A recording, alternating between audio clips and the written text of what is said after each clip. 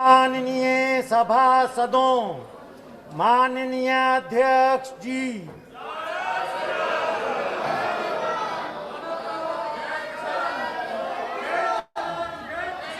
Item number 1 Shrimati Nirmala Sitharaman ji, आप बैठ जाए। माननीय सदस्य प्लीज, माननीय सदस्य प्लीज, प्लीज माननीय सदस्य please.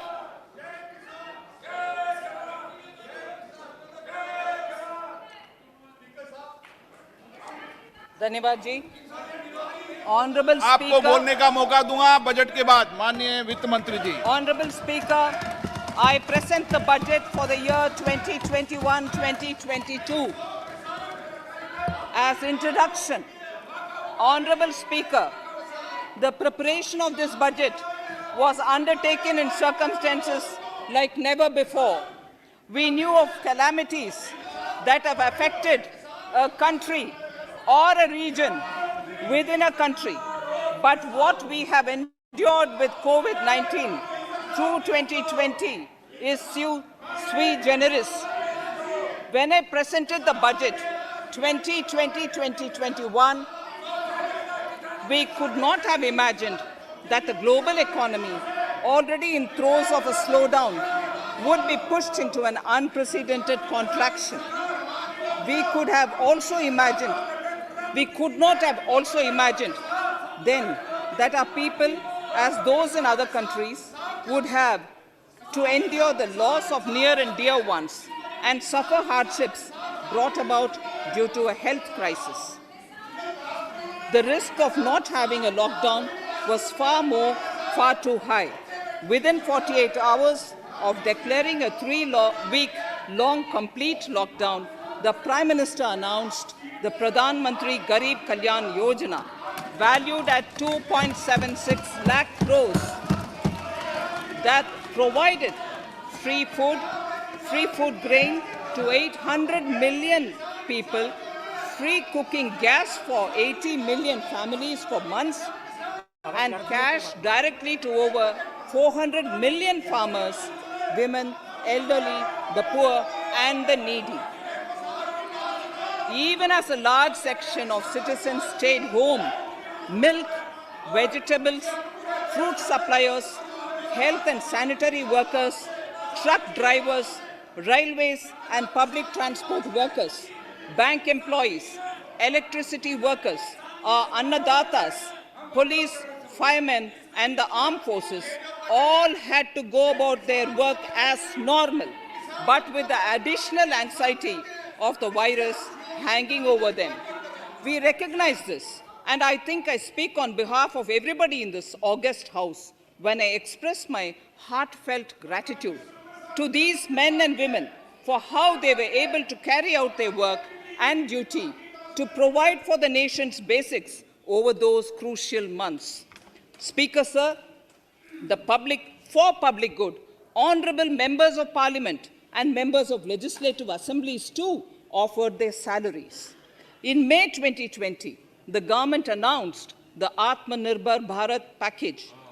To sustain the recovery further into the year, we also rolled out 2 more Atmanirbhar packages, 2 and 3. Total financial impact of all the Atmanirbhar Bharat packages, including measures taken by the RBI, was estimated to be about 27.1 lakh crores, which amounts to more than 13% of our GDP. As a government, we kept a watch on the situation and were proactive in our responses. The government, led by the Prime Minister, stretched its resources to deliver for most vulnerable sections of our society, the poorest of the poor, the Dalits, the tribals, the elderly, the migrant workers, and our children. The Pradhan Mantri Garib Kalyan Yojana, the 3 Atmanirbhar packages, and announcements made later were like 5 mini budgets in themselves. The Atmanirbhar packages accelerated our pace of structural reforms, redefinition of MSMEs, commercialization of the mining sector, agriculture and labor reforms, privatization of public sector undertakings, one nation, one ration card, production-linked incentive schemes are some of the notable reforms carried out during this period. Faceless income tax assessment, DBT, and financial inclusion are the others. Today, India has 2 vaccines available and has begun medically safeguarding not only her own citizens against COVID-19, but also those of 100 or more countries. It is added comfort to know that 2 or more vaccines are also expected soon. Honorable Prime Minister launched the vaccination drive by crediting and thanking our scientists. We are ever grateful for the strength and rigor of their efforts. Having said that, we are all reminded time and again that our fight against COVID-19 continues into 2021. Now, just as it happened after the 2 world wars, there are signs that the political, economic, and strategic relations in the post-COVID world are changing. This moment in history is the dawn of a new era, one in which India is well poised to truly be the land of promise and hope. I borrow the words of Rabindranath Tagore. Faith is the bird that feels the light and sings when the dawn is still dark. Faith is the bird that feels the light and sings when the dawn is still dark.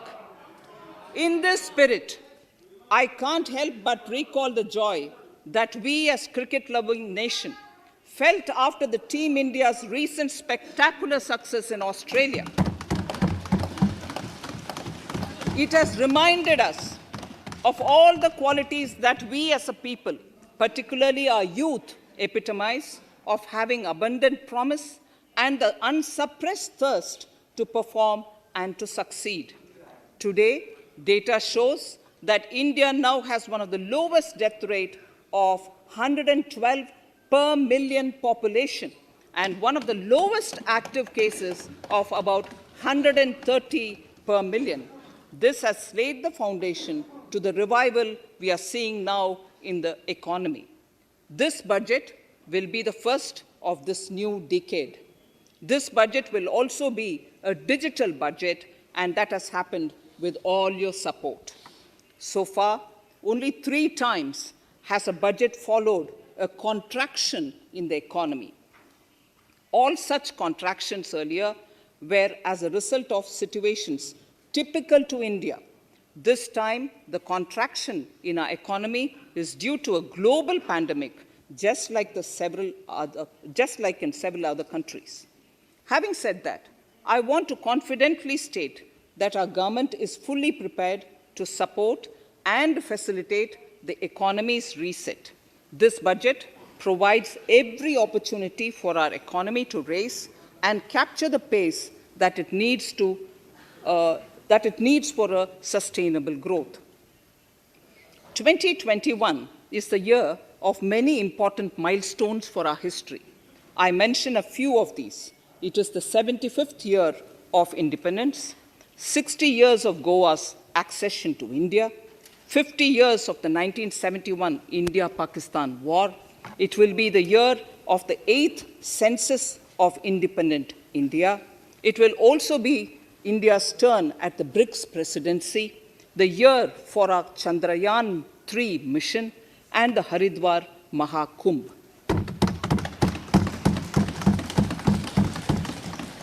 Honorable Speaker, before I commence Part A of the budget, I want to take a moment to acknowledge how isolating and distancing seemed like insurmountable challenges for a country like ours that has people coming together in times of crisis.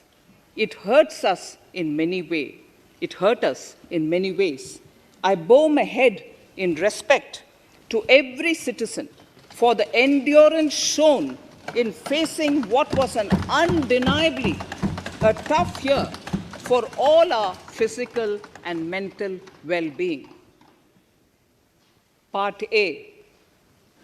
In Part A, I wish to lay a vision for Atmanirbhar Bharat.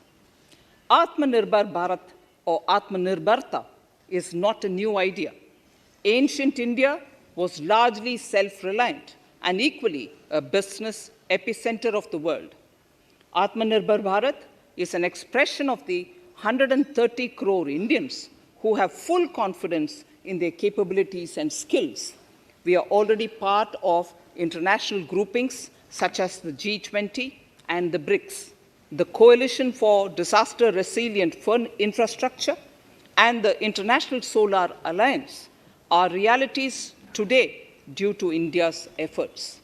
The proposals in Part A will further strengthen the sankalp of nation first, doubling farmers' income, strong infrastructure, healthy India, good governance, opportunities for youth, education for all, women empowerment, and inclusive development, among others. Additionally, also on the path to fast implementation are the 13 promises we had made in the budget of 2015-16, which were to materialize during the Amrit Mahotsav of 2022 on the 75th year of our independence. They too resonate with the vision of Atmanirbharta. The budget proposals for 21-22 rest on 6 pillars: health and well-being, physical and financial capital and infrastructure, inclusive development for aspirational India, reinvigorating human capital, innovation and R&D, and as 6th, minimum government and maximum governance. I now move to talking about the first pillar, health and well-being. Even at the outset, I would like to say that the investment on health infrastructure in this budget has increased substantially. Progressively, as institutions absorb more, we shall commit more. Taking a holistic approach to health, we focus on strengthening 3 areas: preventive, curative, and well-being. Health systems. A new centrally sponsored scheme, PM Atmanirbhar Swasth Bharat Yojana, will be launched with an outlay of about 64,180 crores over 6 years. This will develop capacities of primary, secondary, and tertiary care health systems, strengthen existing national institutions, and create new institutions to cater to detection and cure of new and emerging diseases. This will be in addition to the National Health Mission.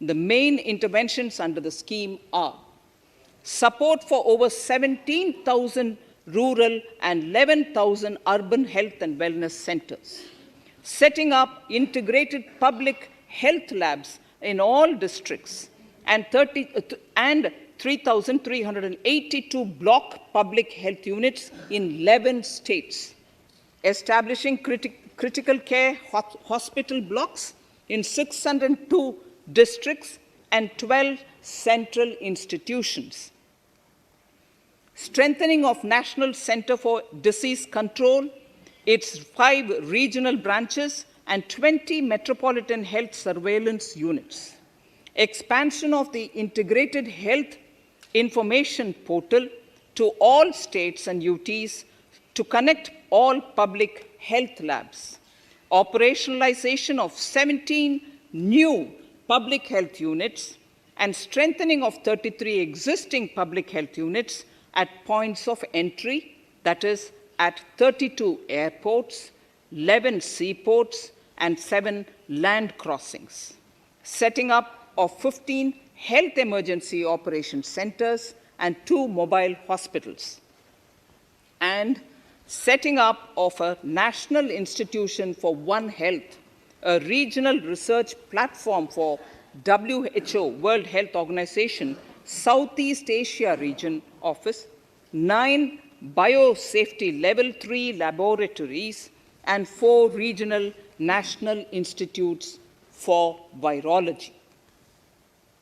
Nutrition. To strengthen nutritional content, delivery, outreach, and outcome, we will merge the supplementary nutrition program and the Poshan Abhiyan and launch the Mission Poshan 2.0. We shall adopt an intensified strategy to improve nutritional outcomes across 112 aspirational districts. Universal coverage of water supply. The World Health Organization has repeatedly stressed the importance of clean water, sanitation, and clean environment as a prerequisite to achieving universal health. The Jal Jeevan Mission Urban will be launched.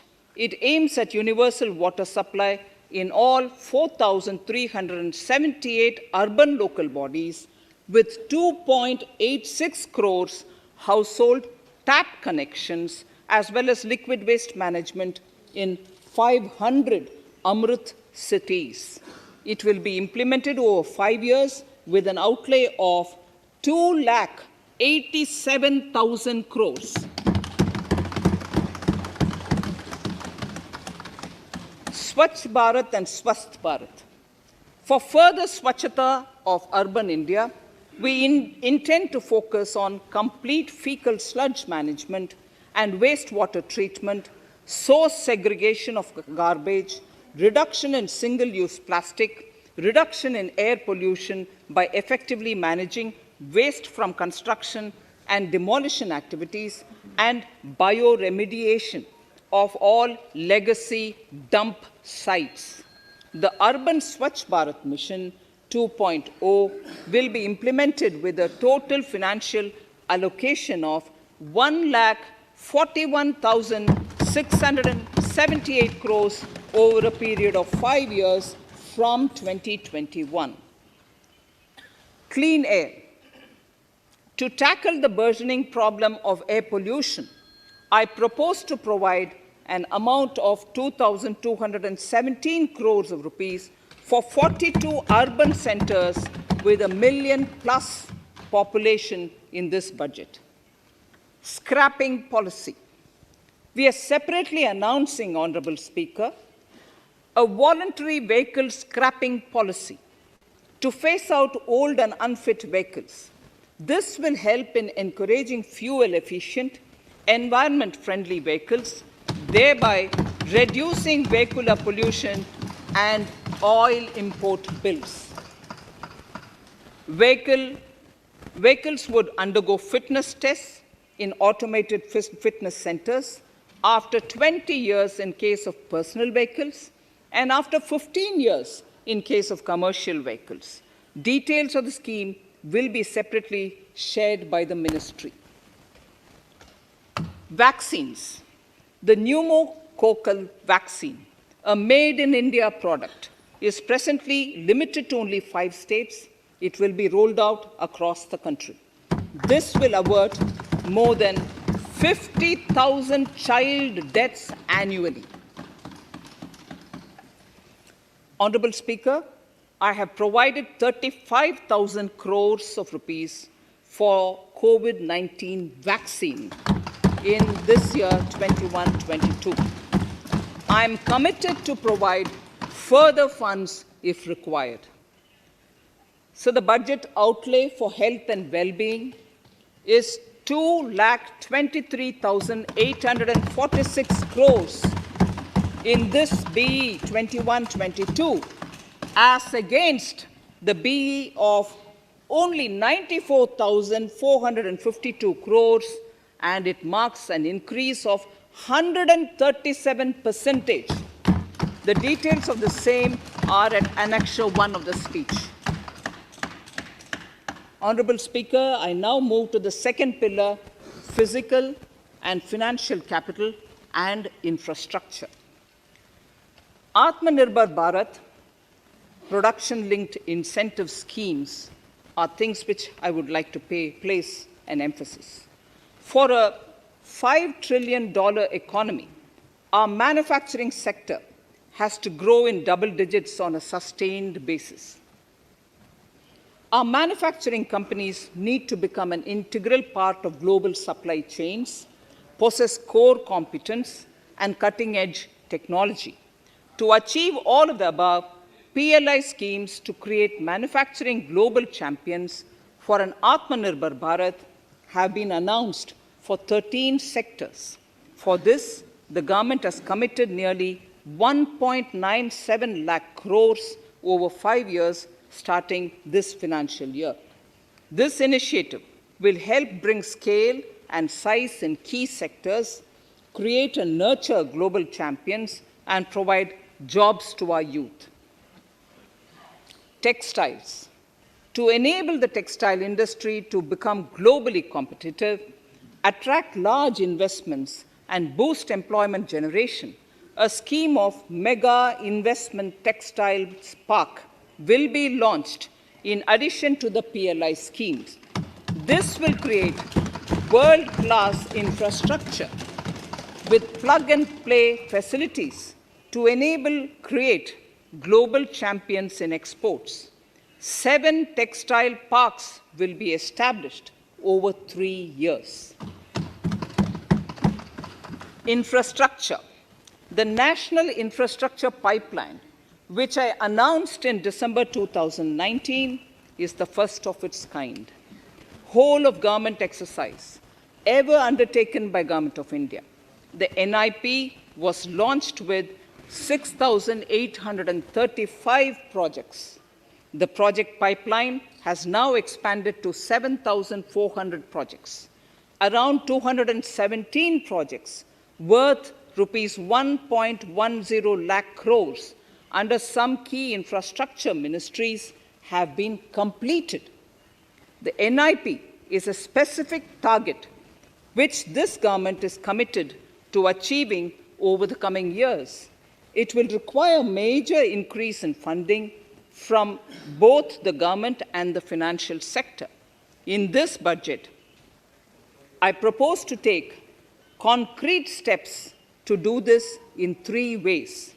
Firstly, by creating the institutional structures. Secondly, by a big thrust on monetizing assets.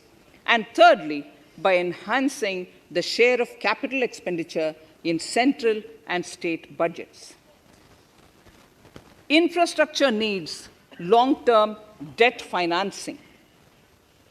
A professionally managed development financial institution is necessary to act as a provider, enabler, and catalyst for infrastructure financing.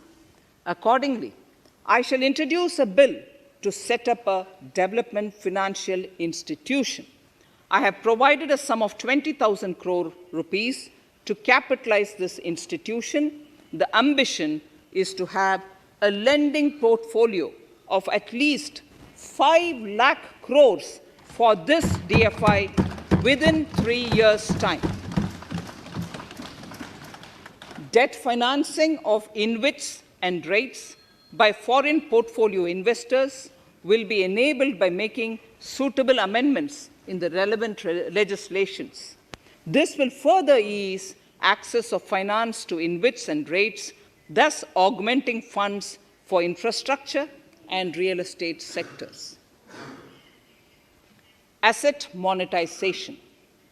Monetizing operating public infrastructure. Monetizing operating public infrastructure assets is a very important financing option for new infrastructure construction. A national monetization pipeline of potential brownfield infrastructure assets will be launched. An asset monetization dashboard will also be created for tracking the progress and to provide visibility to investors. Some important measures in the direction of monetization are National Highways Authority of India and the PGCIL each have sponsored one InvIT that will attract international and institutional investors.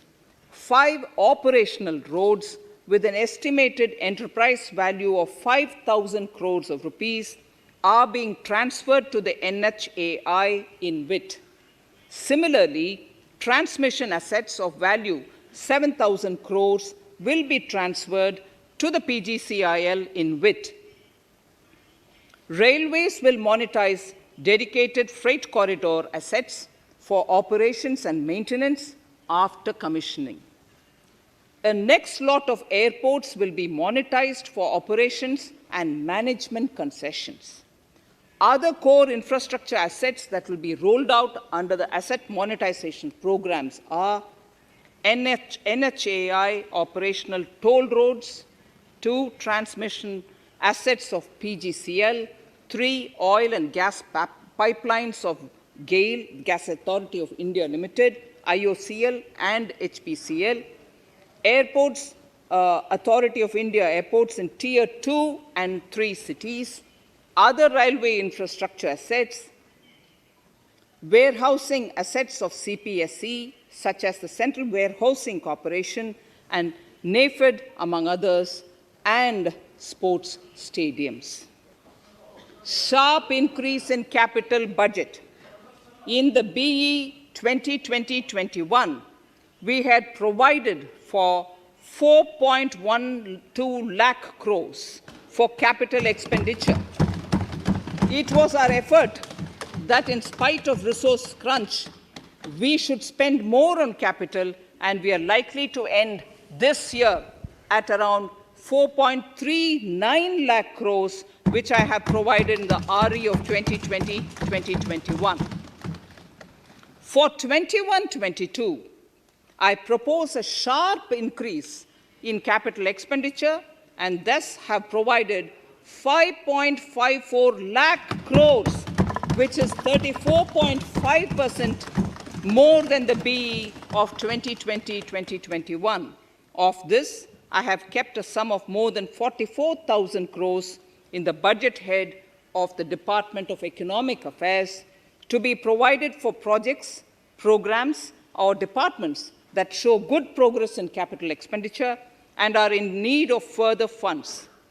Over and above this expenditure, we would also be providing more than 2 lakh crores to states and autonomous bodies for their capital expenditure. We will also work out specific mechanisms to nudge states to spend more of their budget on creation of infrastructure.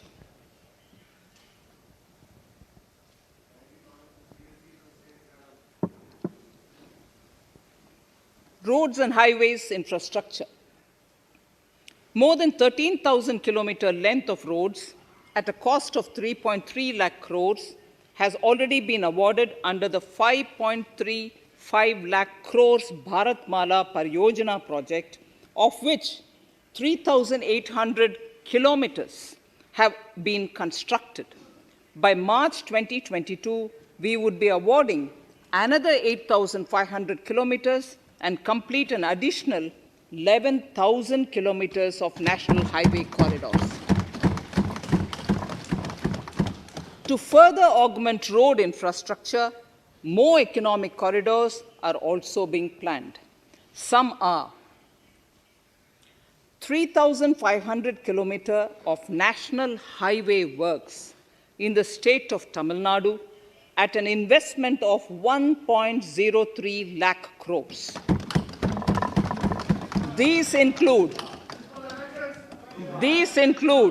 Madurai-Kollam corridor, Chittoor-Tachur corridor, and construction will start next year. Second, 1,100 kilometers of national highway works in the state of Kerala at an investment of 65,000 crores, including 600 kilometer section of Mumbai-Kanyakumari corridor in Kerala.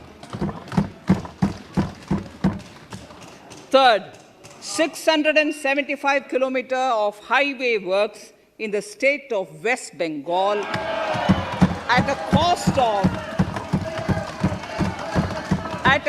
of 25,000 crores, including upgradation of existing road Kolkata-Siliguri.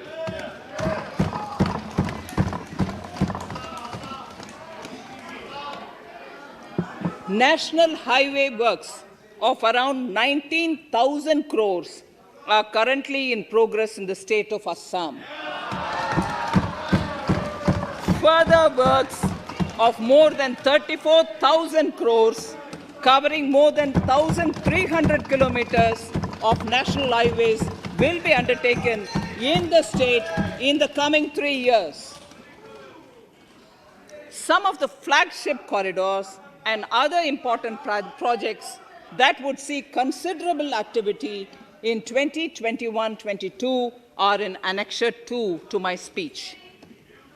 I am also providing an enhanced outlay of 1,18,101 lakh crores, 1,18,101 crores for Ministry of Road Transport and Highways, of which 1,08,230 crores is for capital, the highest ever provided. Railway infrastructure. Honorable Speaker, sir, Indian Railways have prepared a National Rail Plan for India 2030. The plan is to create a future-ready railway system by 2030, bringing down the logistic costs for an industry is at the core of our strategy to enable Make in India. It is expected that Western Dedicated Freight Corridor and Eastern Dedicated Freight Corridor will be commissioned by June 2022. The following additional initiatives are also proposed. The Son-Nagar-Gomo sections, 263 kilometers of Eastern Dedicated Freight Corridor, will be taken up in PPP mode in this year itself. Gomo-Dankuni section of 274.3 kilometers will be also taken up shortly in short succession. We will undertake future dedicated freight corridor projects, namely East Coast Corridor from Kharagpur to Vijayawada, East-West Corridor from Bhusaval to Kharagpur to Dankuni, and North-South Corridor from Itarsi to Vijayawada. Detailed project reports will be undertaken in the first phase. Broad gauge route kilometers, RKM as they refer to, electrified is expected to reach 46,000 kilometers, 46,000 RKMs. That is 72% by end of 2021 from 41,548 RKMs on 1st October 2020. 100% electrification of broad gauge routes will be completed by December 2023. For passenger convenience and safety, the following measures are being proposed. We will introduce the aesthetically designed Vista Dome LHB coach on tourist routes to give better travel experience to passengers. The safety measures undertaken in the past few years have borne results. To further strengthen this effort, high-density network and highly utilized network routes of Indian Railways will be provided with an indigenously developed automatic train protection system that eliminates train collision due to human error. I am providing a record sum of 1,10,055 crores for railways, of which 1,07,100 crores is for capital expenditure only. Urban infrastructure. We will work towards raising the share of public transport in urban areas through expansion of metro rail networks and augmentation of city bus services. A new scheme will be launched at a cost of 18,000 crores to support augmentation of public bus transport services. The scheme will facilitate deployment of innovative PPP models to enable private sector players to finance, to acquire, to operate, and to maintain over 20,000 buses. The scheme will boost the automobile sector, provide fillip to economic growth, create employment opportunities for our youth, and enhance ease of mobility for urban residents. A total of 702 kilometers of conventional metro is operational, and another 1,016 kilometers of metro and RRTS is under construction in 27 cities. Two new technologies, that is Metro Light and Metro Neo, will be deployed to provide metro rail systems at much lesser cost with same experience, convenience, and safety in Tier 2 cities and peripheral areas of Tier 1 cities also. Central counterpart funding will be provided to Kochi Metro Railway Phase 2 of 11.5 kilometer at a cost of 1,957.05 crores. Chennai Metro Railway Phase 2 of 118.9 kilometers at a cost of 63,246 crores. Bengaluru Metro Railway Project Phase 2A and 2B of 58.19 kilometers at a cost of 14,788 crores. Nagpur Metro Rail Project Phase 2 and Nashik Metro at a cost of 5,976 crores and 2,092 crores respectively. Power infrastructure.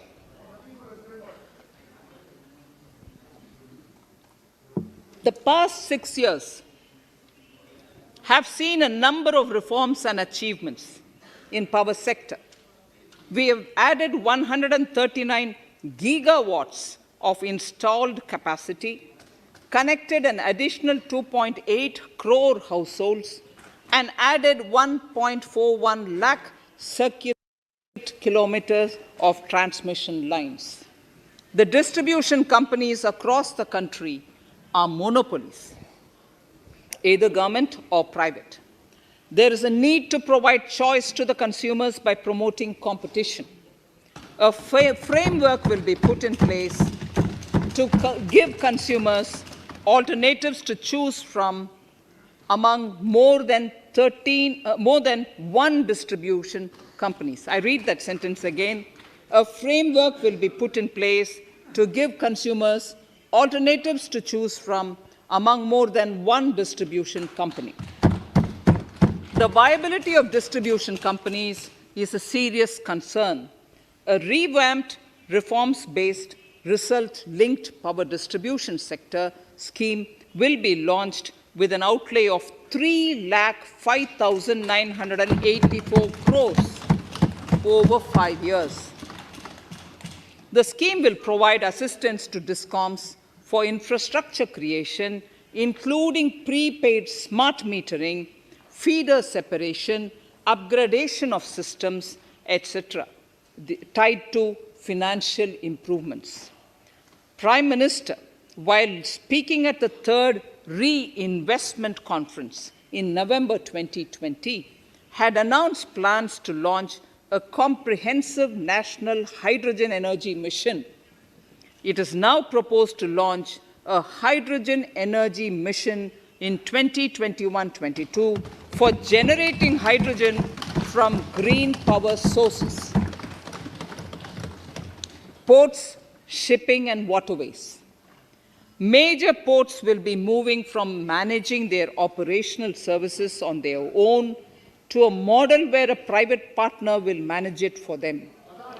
For the purpose,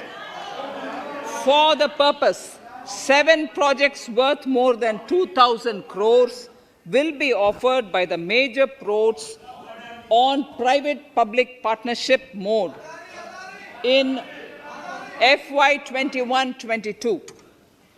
A scheme for promoting flagging of merchant ships in India will be launched by providing subsidy support to Indian shipping companies in global tenders floated by ministries and CPSCs. An amount of 1,624 crores will be provided over 5 years.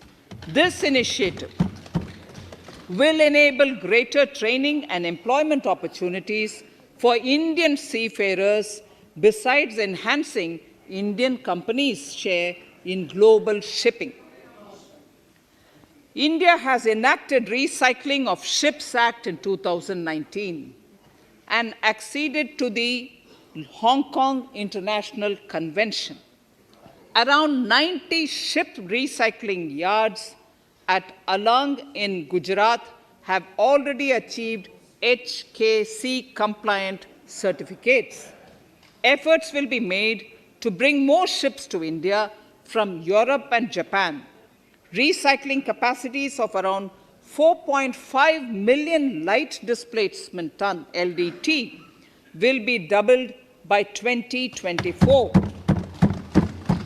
This is expected to generate an additional 1.5 lakh jobs for our youth. Petroleum and natural gas. Our government has kept fuel supplies running across the country without interruption during the COVID-19 lockdown period. Taking note of the crucial nature of the sector in people's lives, the following key initiatives are being announced. 1. Ujjwala scheme, which has benefited 8 crore households, will be extended to cover 1 crore more beneficiaries. We will add 100 more districts in next 3 years to the city gas distribution network. A gas pipeline project will be taken up in the Union Territory of Jammu and Kashmir. An independent gas transport system operator will be set up for facilitation and coordination of booking of common carrier capacity in all natural gas pipelines on a non-discriminatory open access basis. Financial capital. I propose to consolidate the provisions of the SEBI Act 1992, Depositories Act 1996, Securities Contracts Regulation Act 1956, and Government Securities Act 2007 into a rationalized single securities markets code. The government would support the development of a world-class fintech hub at the GIFT IFSC. To instill confidence amongst the participants in corporate bond market during times of stress and to generally enhance secondary market liquidity, it is proposed to create a permanent institutional framework. The proposed body would purchase investment-grade debt securities both in the stressed and normal times and help in the development of the bond market. In the budget 2018-19, government had announced its intent to establish a system of regulated gold exchanges in the country. For the purpose, SEBI will be notified as the regulator, and Warehousing Development and Regulatory Authority will be strengthened to set up a commodity market ecosystem arrangement, including vaulting, assaying, logistics, etc., in addition to warehousing. Towards investor protection, I propose to introduce an investor charter as a right of all financial investors across all financial products. To give a further boost to the non-conventional energy sector, I propose to provide additional capital infusion of 1,000 crores to Solar Energy Corporation of India and 1,500 crores to Indian Renewable Energy Development Agency. I propose to amend the Insurance Act 1938 to increase the permissible FDI limit from 49% to 74% in insurance companies and allow foreign ownership and control with safeguards.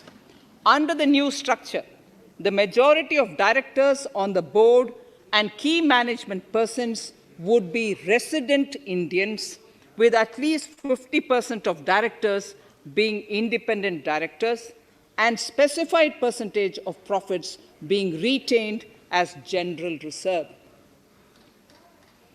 Stressed asset resolution by setting up a new structure. The high level of provisioning by public sector banks of their stressed assets calls for a measure to clean up the bank books. An asset reconstruction company limited, an asset management company, would be set up to consolidate and take over the existing stressed debt and then manage and dispose of the assets to alternative investment funds and other potential investors for eventual value realization. Recapitalization of PSB. To further consolidate the financial capital capacity of PSBs, further recapitalization of 20,000 crores is proposed in 21-22. Deposit insurance. Last year, government had approved an increase in the deposit insurance cover from 1 lakh rupees to 5 lakhs for bank customers. I shall be moving amendments to DICGC Act 1961 in this session itself to streamline the provision so that if a bank is temporarily unable to fulfill its obligations, the depositors of such bank can get easy and time-bound access to their deposits to the extent of the deposit insurance cover. This would help depositors of banks that are currently under stress. To improve credit discipline, while continuing to protect the interest of small borrowers, for NBFCs with minimum asset size of 100 crores, the minimum loan size eligible for debt recovery under the Securitization and Reconstruction of Financial Assets and Enforcement of Security Interests SARFAESI Act 2002, it is proposed to be reduced from the existing level of 50 lakhs to 20 lakhs. Company matters. The decriminalization of the procedural and technical compoundable offences under Companies Act 2013 is now complete. I now propose to take up decriminalization of the Limited Liability Partnerships Act 2008. Honorable Speaker, I propose to revise the definition under the Companies Act 2013 for small companies by increasing the threshold for paid-up capital from not exceeding 50 lakh to not exceeding 2 crores and turnover from not exceeding 2 crores to not exceeding 20 crores. This will benefit more than 2 lakh companies in easing their compliance requirements. As a further measure which directly benefits startups and innovators, I propose to incentivize the incorporation of one-person companies by allowing one-person companies to grow without any restriction on paid-up capital and turnover, allowing their conversion into any other type of company at any time, reducing the residency limit for an Indian citizen to set up an one-person company from 182 days to 120 days, and allow also non-resident Indians to incorporate OPCs in India. This will be a big boost for startups. To ensure faster resolution of cases, the NCLT framework will be strengthened, e-court system shall be implemented, and alternate methods of debt resolution and special framework for MSMEs shall be introduced. During the coming fiscal, we will be launching data analytics, artificial intelligence, machine learning driven MCA 2.1 version to MCA 21 version 3.0. MCA 21 version 3.0. This version 3.0 will have additional modules for e-scrutiny, e-adjudication, e-consultation, and compliance management. Disinvestment and strategic sale. In spite of COVID-19, we have kept working towards strategic disinvestment. A number of transactions, namely BPCL, Air India, Shipping Corporation of India, Container Corporation of India, IDBI Bank, Bharat Earth Movers Limited, Pavan Hans, Neelachal Ispat Nigam Limited, among others, would be completed in 21-22. Other than IDBI Bank, we propose to take up the 2 public sector banks and 1 general insurance company in the year 21-22. This would require legislative amendments, and I propose to introduce the amendments in this session itself. In 21-22, we would also bring the IPO of LIC, for which I am bringing the requisite amendments in this session itself. In the Atmanirbhar package, I had announced that we will come out with a policy of strategic disinvestment of public sector enterprises. I'm happy to inform the House that the government has the government has approved the said policy. The policy provides a clear roadmap for disinvestment in all non-strategic and strategic sectors. We have kept 4 areas that are strategic, where bare minimum CPSEs will be maintained and rest privatized. In the remaining sectors of all CPSEs will be privatized.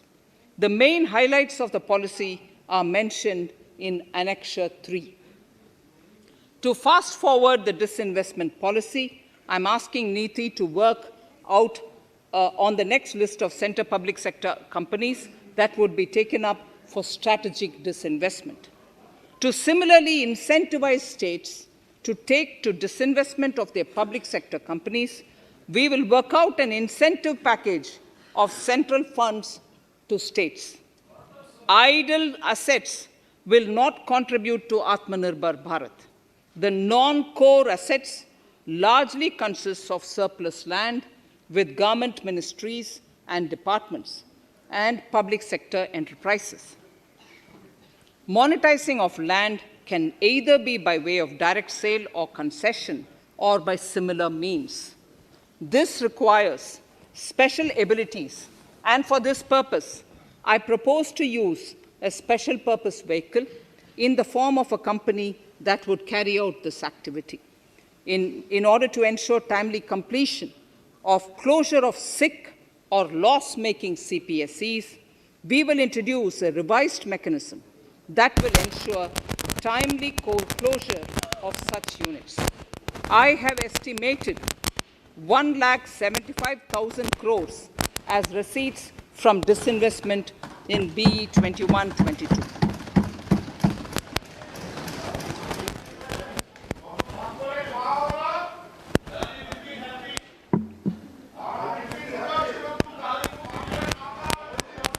Government financial reforms. Under the Treasury single account, the TSA system, autonomous bodies directly draw funds from the government's account at the time of actual expenditure, saving interest costs.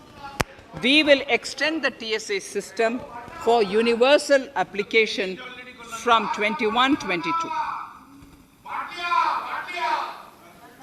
On the recommendation of the 15th Finance Commission, we have undertaken a detailed exercise to rationalize and bring down the number of centrally sponsored schemes. This will enable consolidation of outlays for better impact. The government is committed to the development of multi-state cooperatives and will provide all support to them. To further streamline the ease of doing business for cooperatives, I propose to set up a separate administrative structure for them. So the third pillar of Atmanirbhar Bharat, inclusive development for aspirational India.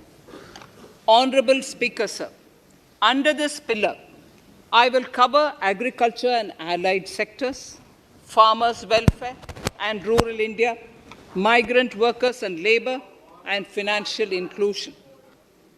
Agriculture. Our government is committed to the welfare of farmers. The MSP regime has undergone a sea change to assure price that is at least 1.5 times the cost of production across all commodities.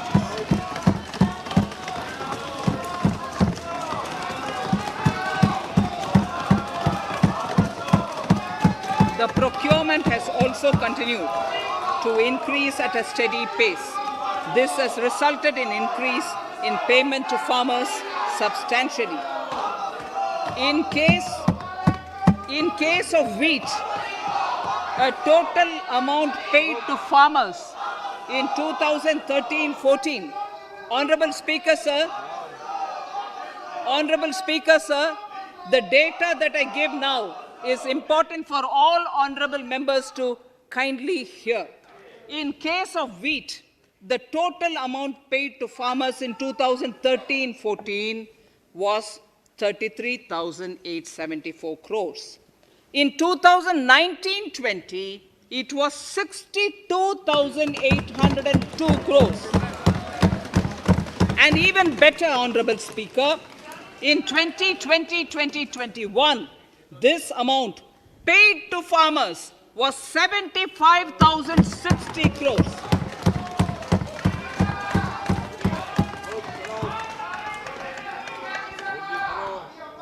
Honorable Speaker, again an important fact, the number of wheat growing farmers that were benefited increased in 2020-21 to 43.36 lakhs compared to 35.57 lakhs in 2019-20. That much of an increase within 1 year. For paddy, again an important data. For paddy, the amount paid in 2013-14 was 63,928 crores. In 2019-20, this increased to 1,41,930 crores. Even better, in 2020-2021, this is further, in 2020-21, this is further estimated, and I'm saying this is further estimated because the procurement is ongoing, and therefore I can't give you the final figure. This is further estimated to increase to 1,72,752 crores. The number of farmers benefited increased from 1.24 crores in 2019-20 to 1.54 crores in 2020-21. In the same way, Honorable Speaker, sir, in the case of pulses, the amount paid in 2013-14 was 236 crores. In 2019-20, this was increased to 8,285 crores. Now in 2021, it is at 10,530 crores. More than 40 times increase from 2013-14.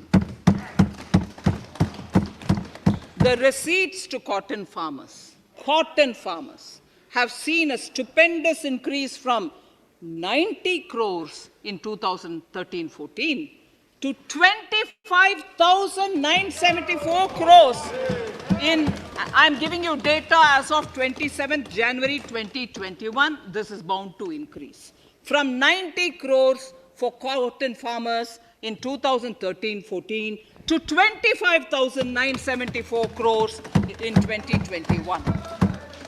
All the details in complete narration is available in Annexure 4 to my speech.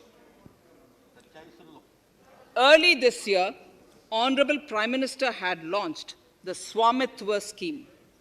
Under this, a record of rights is being given to property owners in villages.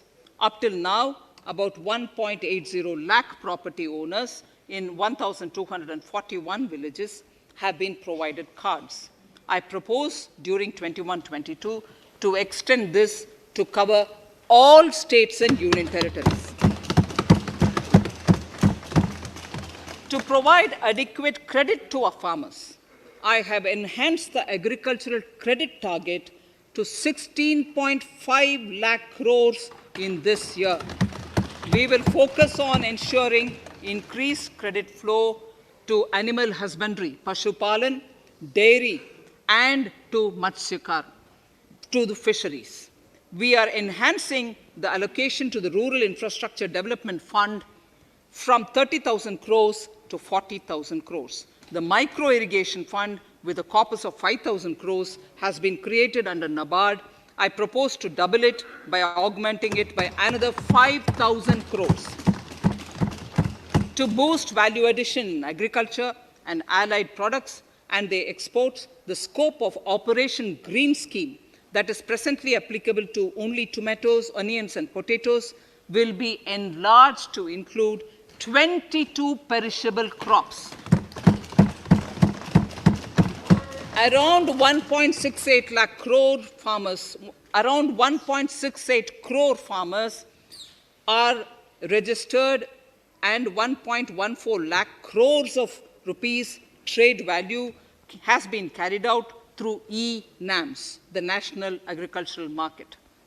Keeping in view the transparency and the competitiveness that e-NAM has brought into the agricultural market, 1,000 more mandis will be integrated with the e-NAM. Honorable Speaker, sir, with all this, the Agricultural Infrastructure Fund would be made available to the APMCs for augmenting their infrastructure facilities.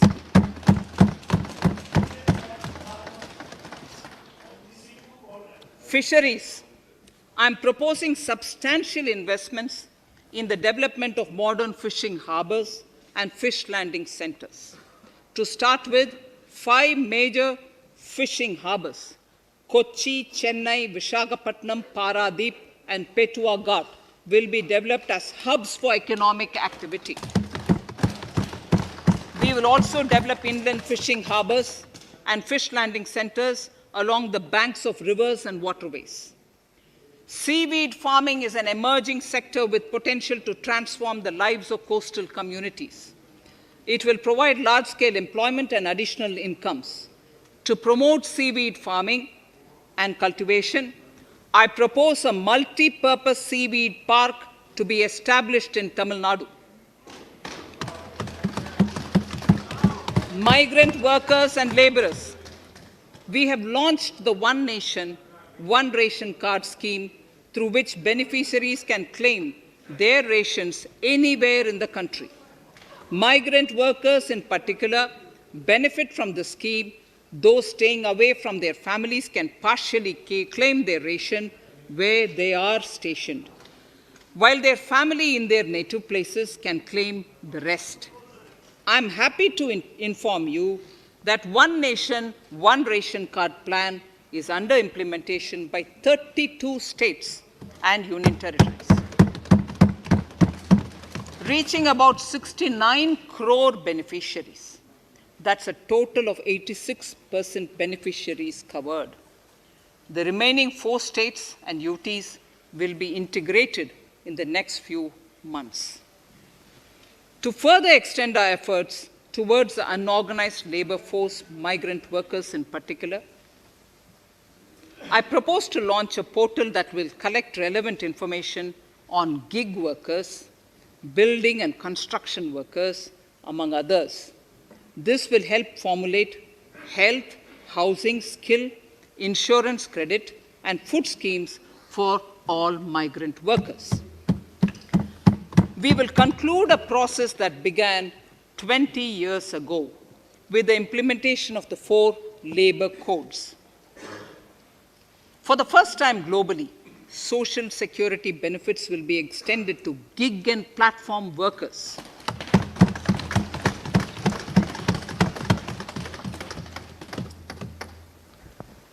Minimum wages will apply to all categories of workers, and they will all be covered by the Employees State Insurance Corporation. Women will be allowed to work in all categories and also in the night shifts with adequate protection. At the same time, compliance burden on employers will be reduced with a single registration and licensing and online returns. Financial inclusion. To further facilitate credit flow under the scheme of Stand Up India for the scheduled castes and scheduled tribes and also women, I propose to reduce the margin money requirement from 25% to 15% only, and to also include loans for activities in allied sectors, in allied activities in agriculture. We have taken a number of steps to support the MSME sector. In this budget, I have provided 15,700 crores to this sector, more than double of the last year's BE. Honorable Speaker, sir, I now go to the 4th pillar, reinvigorating human capital. The national education policy announced recently has had good reception. In school education, more than 15,000 schools will be qualitatively strengthened to include all components of the national education policy.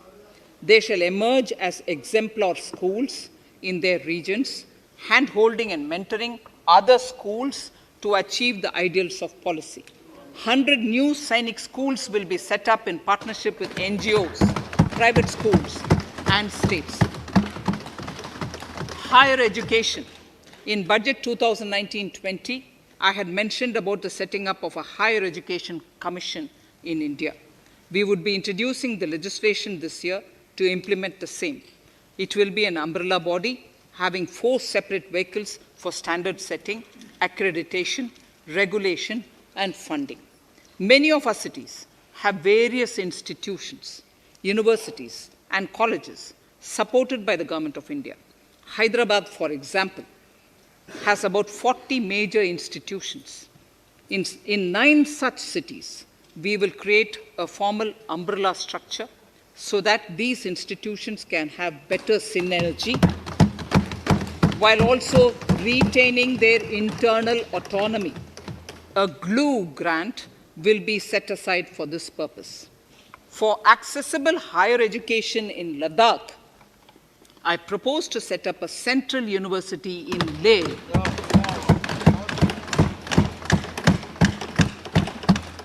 The other important projects to be taken up as a part of the NEP are listed in Annexure 5. Scheduled caste and scheduled tribes welfare. We have set ourselves a target of establishing 750 Eklavya model residential schools in our tribal areas. I propose to increase the unit cost of each such school from 20 crores, which is what it is now, to 38 crores, and for hilly and difficult areas to 48 crores. This would help creating robust infrastructure facilities for our tribal students. We have revamped the post-metric scholarship scheme for the welfare of scheduled caste students. I have also enhanced the central assistance in this regard. We are allotting 35,219 crores for 6 years till 25-26 to benefit 4 crores scheduled caste students. Skilling. In 2016, we had launched the National Apprenticeship Promotion Scheme. The government proposes to amend the Apprenticeship Act with a view to further enhancing apprenticeship opportunities for our youth. We will realign the existing scheme of National Apprenticeship Training Scheme for providing post-education apprenticeship training of graduates and diploma holders in engineering. Over 3,000 crores will be provided for this purpose. An initiative is underway, Honorable Speaker, in partnership with the United Arab Emirates to benchmark skill qualifications, assessment, and certification, accompanied by the deployment of certified workforce. We also have a collaborative intertraining program between India and Japan to facilitate transfer of Japanese industrial and vocational skills, techniques, and knowledge. We will take forward this initiative with many more countries also.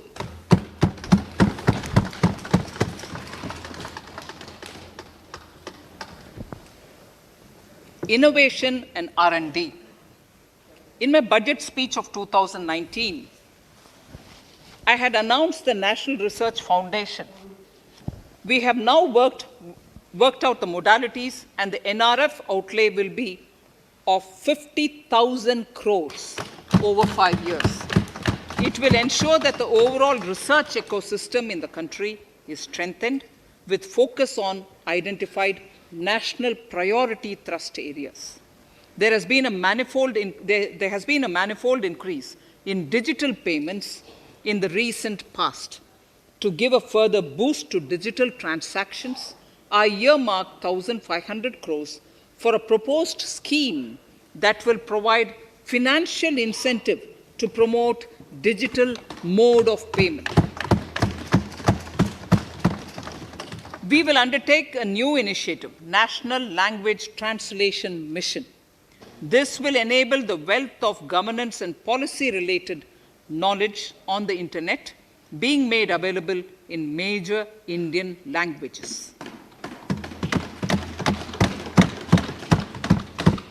The new Space India Limited, a PSU under the Department of Space, will execute the PSLV CS-51 launch, carrying the Amazonia satellite from Brazil, along with a few smaller Indian satellites.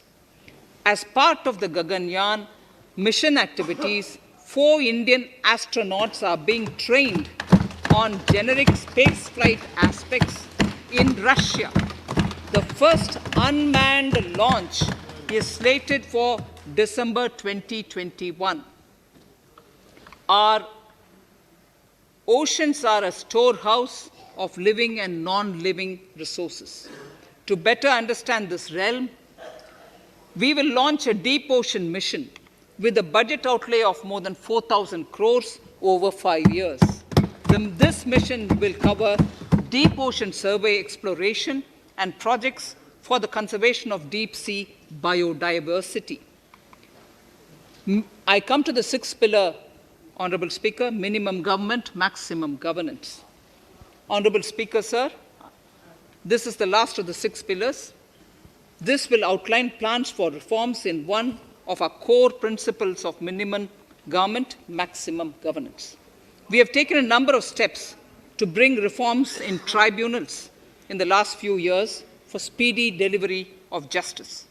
Continuing with the reforms process, I now propose to take further measures to rationalize the functioning of tribunals. We have introduced the National Commission for Allied Healthcare Professionals Bill in Parliament. National Commission for Allied Healthcare Professionals Bill in the Parliament, with a view to ensure transparent and efficient regulation of 56 allied healthcare professionals.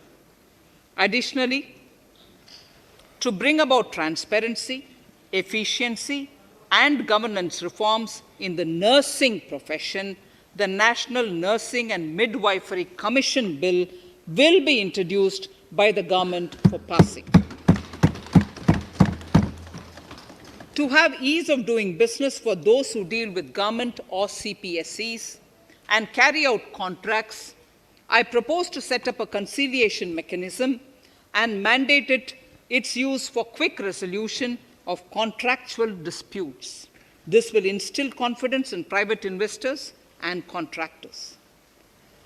Honorable Speaker, sir, the forthcoming census could be the first digital census in the history of India.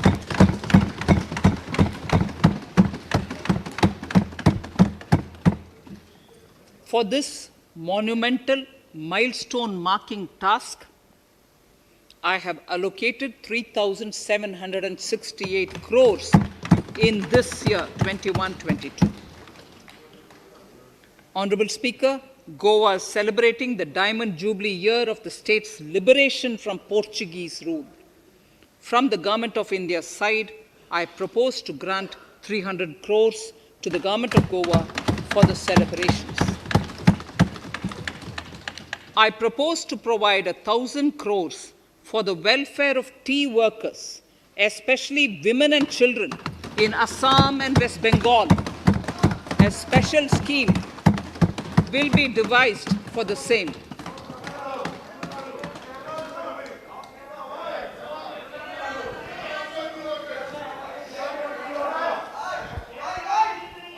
Fiscal position. Fiscal position. In these last few paragraphs of Part A of my speech, I draw the attention of this august House to the fact that at the beginning of the current financial year, the pandemic's impact on the economy resulted in a weak revenue inflow.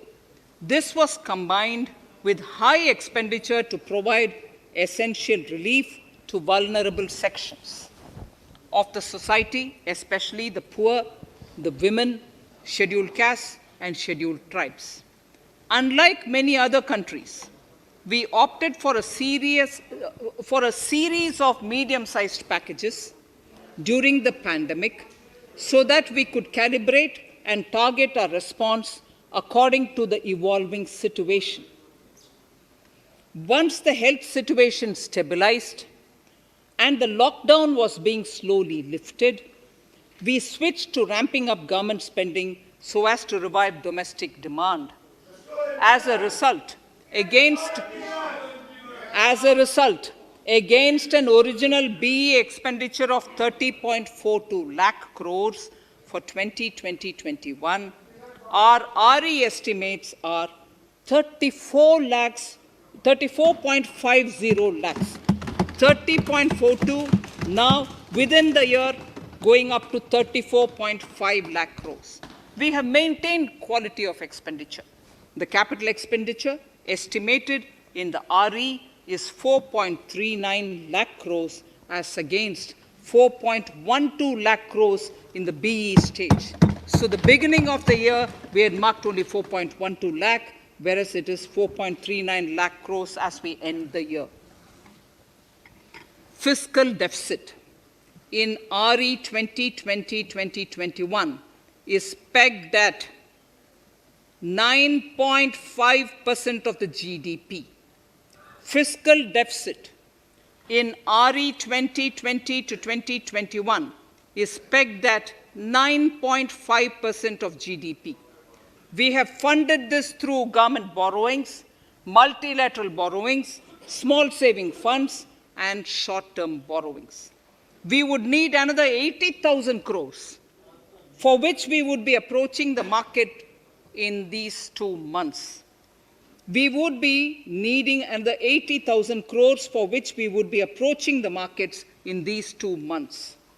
To ensure that the economy is given the required push, our BE estimates for expenditure in 21-22 are 34.83 lakh crores. This includes 5.54 lakh crores as capital expenditure, an increase of 34.5% over the BE figure of 2020-2021. The fiscal deficit in BE 21-22 is estimated to be 6.8% of the GDP. The gross borrowing from the market for the next year would be around 12 lakh crores. We plan to continue with our path of fiscal consolidation and intend to reach the fiscal deficit level below 4.5% of the GDP by 2025-2026, with a fairly steady decline over the period. We hope to achieve the consolidation by first increasing the buoyancy of tax revenue through improved compliance, and secondly, by increased receipts from monetization of assets, including public sector enterprises and land. The Contingency Fund of India is being proposed to be augmented. The Contingency Fund of India is being proposed to be augmented from 500 crores to 30,000 crores through Finance Bill. In accordance with the views of the 15th Finance Commission, we are allowing a normal ceiling of net borrowing for the states at 4% of GSDP for the year 21-22. A portion of this ceiling will be earmarked to be spent on incremental capital expenditure. Additional borrowing ceiling of 0.5% of the GSDP will also be provided, subject to conditions. States will be expected to reach a fiscal deficit of 3% of GSDP by 2023-24, as recommended by the 15th Finance Commission. In the July 2019-20 budget, I introduced the Statement 27 on extra budgetary resources. It disclosed the borrowings of the government agencies that went towards funding Government of India schemes and whose repayment burden was on the government. In my 2020-21 budget, I enhanced the scope and coverage of that statement by including the loans provided by government to the FCI, the Food Corporation of India. Taking a step further in this direction, I propose to discontinue the NSSF loan to FCI for food subsidy, and accordingly, budget provisions have been made in RE 2020-21 and in the BE 2021-22. The extra budgetary resource details are at Annexure 6. We know that the FRBM Act mandates fiscal deficit of 3% of GDP to be achieved by 31st March 2020-2021. The effect of this year's unforeseen and unprecedented circumstances has necessitated the submission of a deviation statement under Sections 4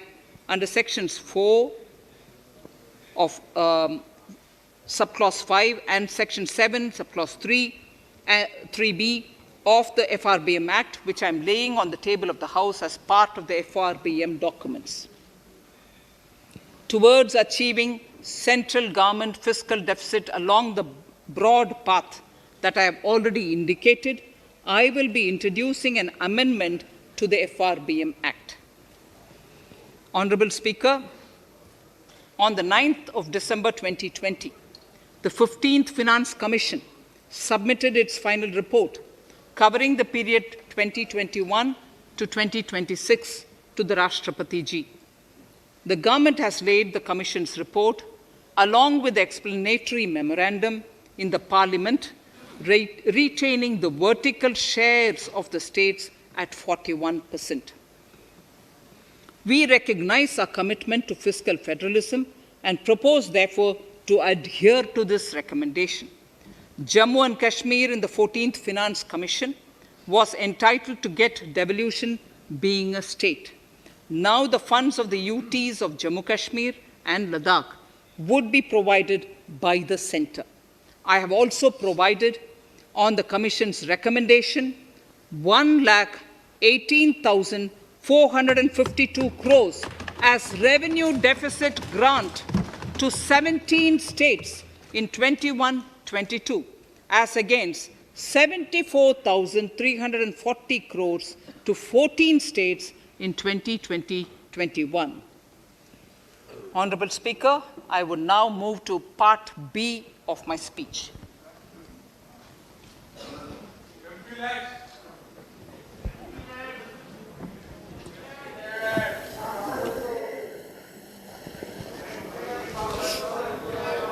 Honorable Speaker, the world is facing a serious challenge of the pandemic and its aftershock.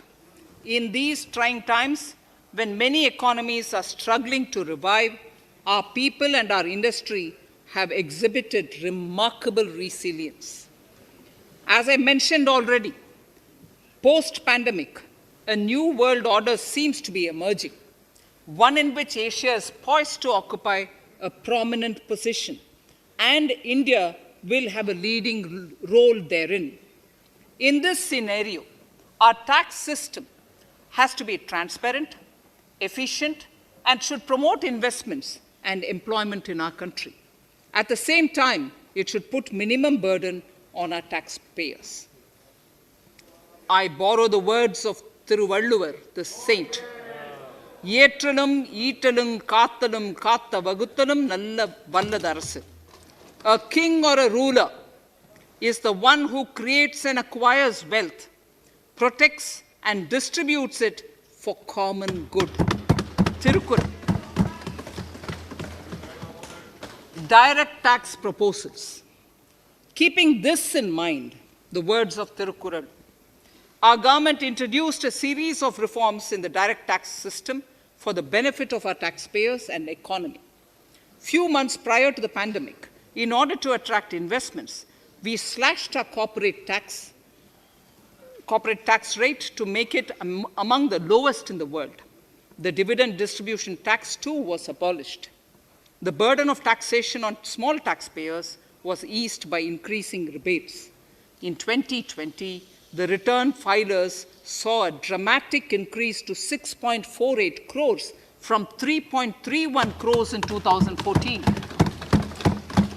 In the direct tax administration, we had recently introduced the faceless assessment and faceless appeal. I now seek to take further steps to simplify the tax administration, ease compliance, and reduce litigation. Relief to senior citizens. I begin my direct tax proposals by offering my pranam to our senior citizens. Many of them, despite having foregone several basic necessities of their own, have strived to build our nation. Now, in the 75th year of independence of our country, when we continue our endeavor with renewed vigor, we shall reduce compliance burden on our senior citizens who are 75 years of age and above. For senior citizens who only have pension and interest income, I propose exemption from filing their income tax returns.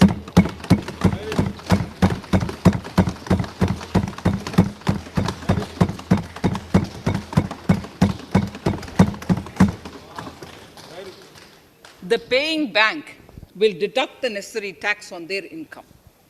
Reduction in time for income tax proceedings. This is a very key announcement, if you ask me. Honorable Speaker, presently an assessment can be reopened up to 6 years and in serious tax fraud cases for up to 10 years. As a result, taxpayers have to remain under uncertainty for a very long time. I therefore propose to reduce this time limit for reopening of assessments to 3 years from the present 6 years.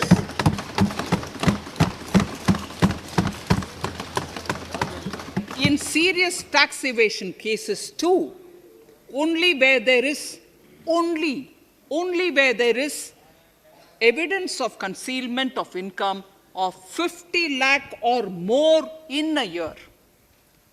In serious tax evasion cases too, only where there is evidence of concealment of income of 50 lakh or more in a year can the assessment be reopened up to 10 years. Even this reopening can be done only after the approval of the Principal Chief Commissioner, the highest level of Income Tax Department. Setting up the Dispute Resolution Committee. Honorable Speaker, it has been the resolve of this government to reduce litigation which mars the present taxation system. The government came out with the Direct Taxation Vivad Se Vishwas scheme to give taxpayers an opportunity to settle long-pending disputes and be relieved to further strain on their time and resources. The response from taxpayers has been the best ever, as over 110,000 taxpayers have already opted to settle tax disputes of over 85,000 crores under the scheme. To further reduce litigation for small taxpayers, I propose to constitute a dispute resolution committee for them, which will be faceless to ensure efficiency, transparency, and accountability. Anyone with a taxable income up to 50 lakh and disputed income up to 10 lakh shall be eligible to approach the committee. Faceless IT-AT. For ease of compliance and to reduce discretion, we are committed to make the taxation processes faceless. The government has already introduced faceless assessment and appeal this year. The next level of income tax appeal is the Income Tax Appellate Tribunal. I now propose to make this tribunal faceless.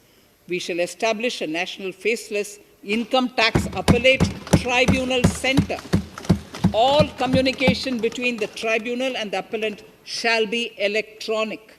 Where personal hearing is needed, it shall be done through video conferencing. Relaxations to NRI.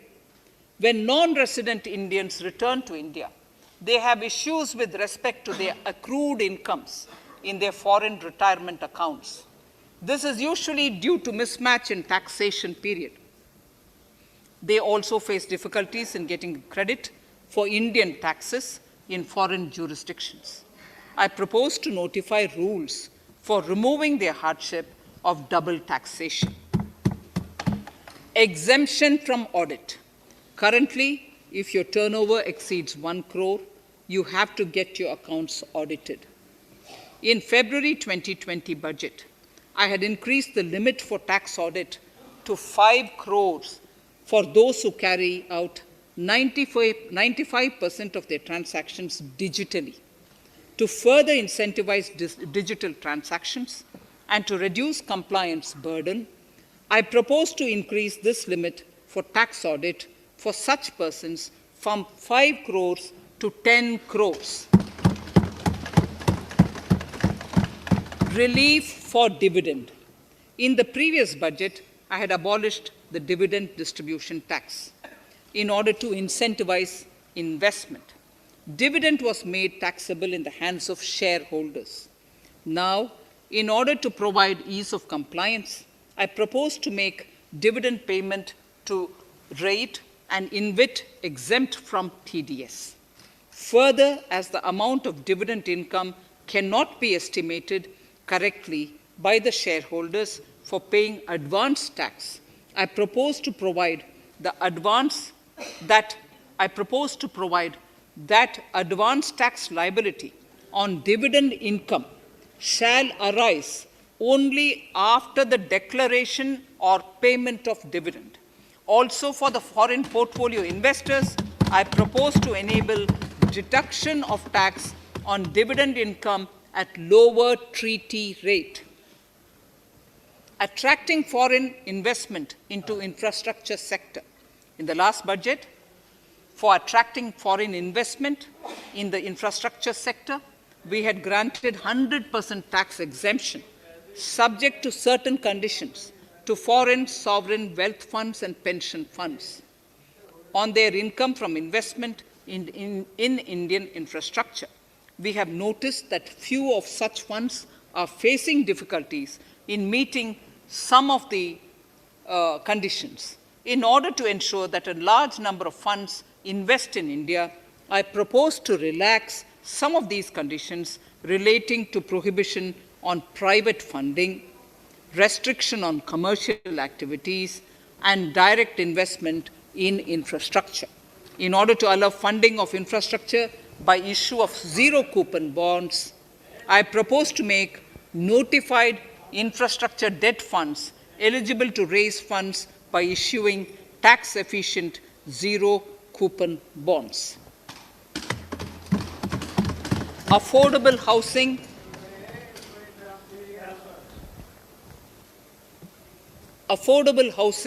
and rental housing. This government sees housing for all and affordable housing as priority areas.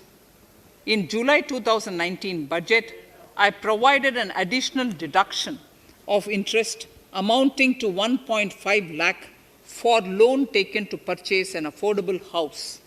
I propose to extend the eligibility of this condition by 1 more year to 31st March 2022. The additional deduction of 1.5 lakh shall therefore be available for loans taken up to 31st March 2022 for the purchase of affordable houses. Further, to keep up the supply of affordable houses, I propose that the affordable housing projects can avail a tax holiday for 1 more year till 31st March 2022. These are available now for projects also. We are committed to promote supply of affordable rental housing for migrant workers. For this, I propose to allow tax exemption for notified affordable rental housing projects. Tax incentives to IFSC. As I mentioned in Part A of this speech, the government is committed to making the International Financial Services Center in GIFT City a global financial hub.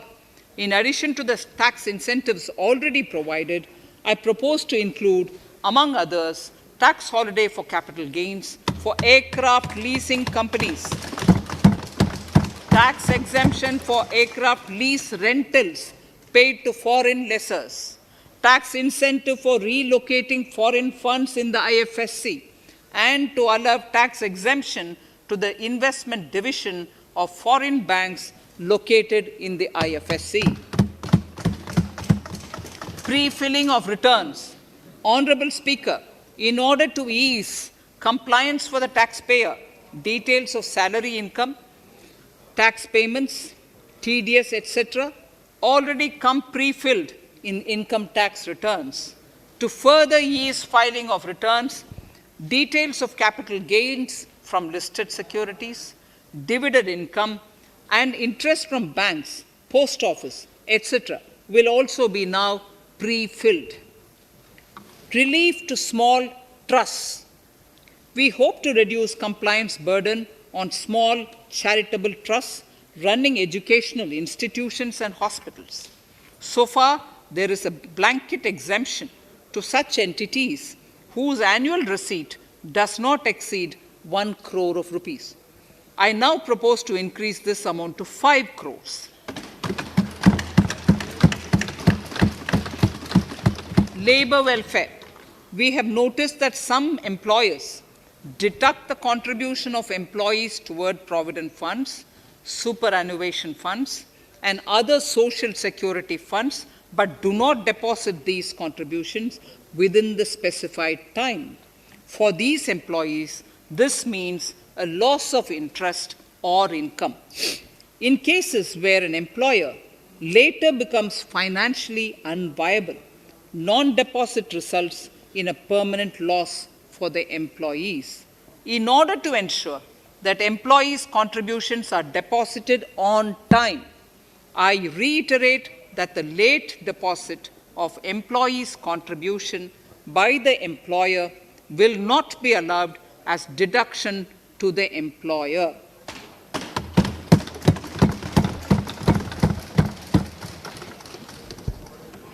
Incentives for startups. In order to incentivize startups in the country, I propose to extend the eligibility for claiming tax holiday for startups by 1 more year, till 31st March 2022. Further, in order to incentivize funding for the startups, I propose to extend the capital gains exemption for investment in startups by 1 more year till 31st March 2022. Sir, I now come to indirect tax proposals. GST. Before I come to my indirect tax proposals, I would like to appraise the House on GST. The GST is now 4 years old, and we have taken several measures to further simplify it. Some of the measures include nil return through SMS, quarterly return and monthly payment for small taxpayers, electronic invoice system, validated input tax statements, pre-filled editable GST return, and staggering of returns filing. The capacity of GST and system has also been enhanced. We have also deployed deep analytics and artificial intelligence to identify tax evaders and fake billers and launched special drives against them. The results speak for themselves. We have made record collections in the last few months. The GST Council has painstakingly thrashed out thorny issues. As chairperson to the Council, I want to assure this House that we shall take every possible measure to smoothen the GST further and to remove anomalies such as inverted duty structure. Custom duty rationalization. Our custom duty policy should have the twin objective of promoting domestic manufacturing and helping India get on to global value chain and export better. The thrust now has to be on easy access to raw materials and exports of value-added products. Towards this, last year, we started overhauling the customs duty structure, eliminating 80 outdated exemptions. I also thank everyone who responded overwhelmingly to a crowdsourcing call for suggestions on this revamp. I now propose to review more than 400 old exemptions this year. I repeat, I now propose to review more than 400 old exemptions this year. We will conduct this through extensive consultations, and from 1st October 2021, we will put in place a revised customs duty structure free of distortions. I also propose that any new customs duty exemptions, therefore, henceforth will have validity up to 31st March following 2 years from the date of the issue. Electronic and mobile phone industry. Domestic electronic manufacturing has grown rapidly. We are now exporting items like mobiles and chargers. For greater domestic value addition, we are withdrawing a few exemptions on part of chargers and subparts of mobiles. Further, some parts of mobiles will move from nil rate to a moderate 2.5%. Iron and steel. MSMEs and other user industries have been severely hit by a recent sharp rise in iron and steel prices. Therefore, we are reducing customs duty uniformly to 7.5% on semis, flats, and long products of non-alloy, alloy, and stainless steels. To provide relief to metal recyclers, mostly MSMEs, I am exempting duty on steel scrap for a period up to 31st March 2022. Further, I am also revoking ADD and CVD on certain steel products. Also, to provide relief to copper recyclers, I am reducing duty on copper scrap from 5% to 2.5%. Textiles. The textile sector generates employment and contributes significantly to the economy. There is a need to rationalize duties on raw material inputs to man-made textiles. We are now bringing nylon chain on par with polyester and other man-made fibers we are uniformly reducing the BCD rates on caprolactam, nylon chips, nylon fiber, and yarn to 5%. This will help the textile industry, MSMEs, and also overall exports. Chemicals. We have calibrated customs duty rates on chemicals to encourage domestic value addition and to remove inversions. Apart from other items, we are reducing customs duty on naphtha to 2.5% to correct inversion. Gold and silver presently attract a basic customs duty of 12.5%. Since the duty was raised from 10% in July 19, prices of precious metals have risen sharply. To bring it closer to previous levels, we are rationalizing customs duty on gold and silver. Renewable energy. In Part A, we have already acknowledged that solar energy has huge promise for India. To build up domestic capacity, we will notify a phased manufacturing plan for solar cells and solar panels. At present, to encourage domestic production, we are raising duty on solar inverters from 5% to 20% and on solar lanterns from 5% to 15%. Capital equipment and auto parts.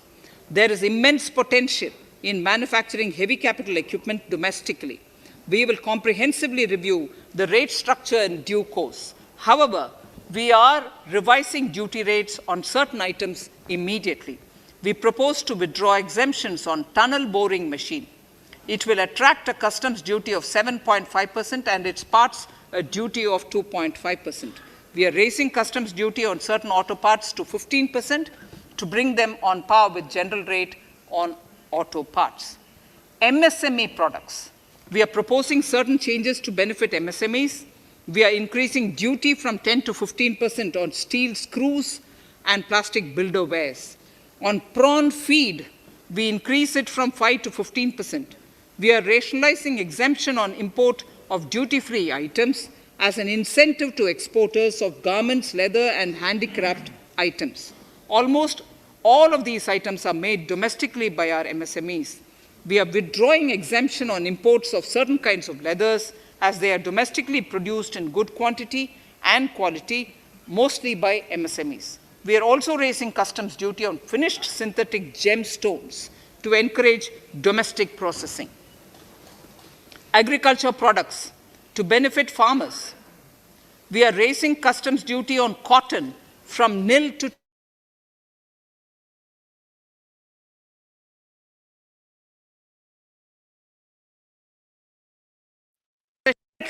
rates are being uniformly calibrated to 15% on items like maize, bran, rice bran, oil cake, and animal feed additives. There is an immediate need to improve agricultural infrastructure so that we produce more while also conserving and processing agricultural output efficiently. This will ensure enhanced remuneration for our farmers.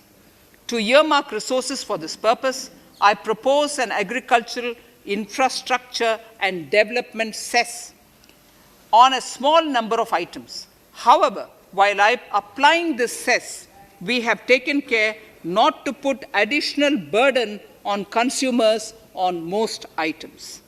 Rationalization of procedures and easing of compliance. For their judicious application, we propose certain changes in the provisioning related to ADD, anti-dumping duty, and CVD, countervailing duty levies. To complete customs investigation, we are prescribing definite timelines.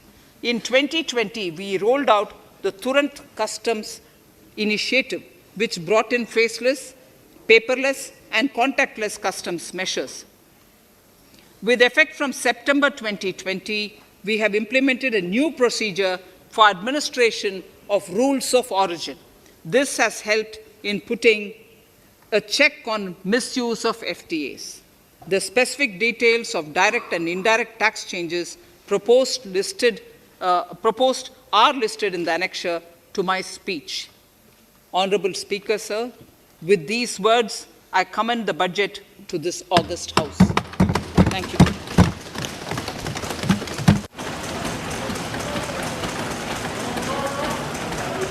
Item number 1, माननीय मंत्री जी, item number 1. Sorry, I don't have it.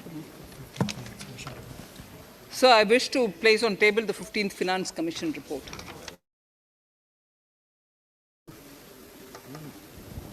Item number 3, माननीय मंत्री जी।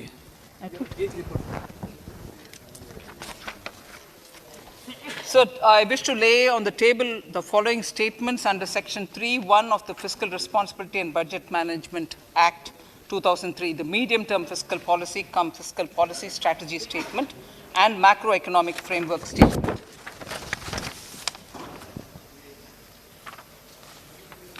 Item number 4, So I wish to seek your permission to move for leave to introduce the Finance Bill 2021. प्रश्न ये कि विधेयक को पुनर्स्थापित करने की अनुमति प्रदान की जाए। जो सदस्य इसके पक्ष में हाँ कहें, जो सदस्य इसके विरोध में ना कहें। मेरे विचार में निर्णय हाँ वालों के पक्ष में हुआ, हाँ वालों के पक्ष हुआ। माननीय मंत्री जी विधेयक को So I wish to पुनर्स्थापित करें। introduce the bill. Shri Prahlad Joshi ji. With your permission, I rise to present the 18th report of Business Advisory Committee.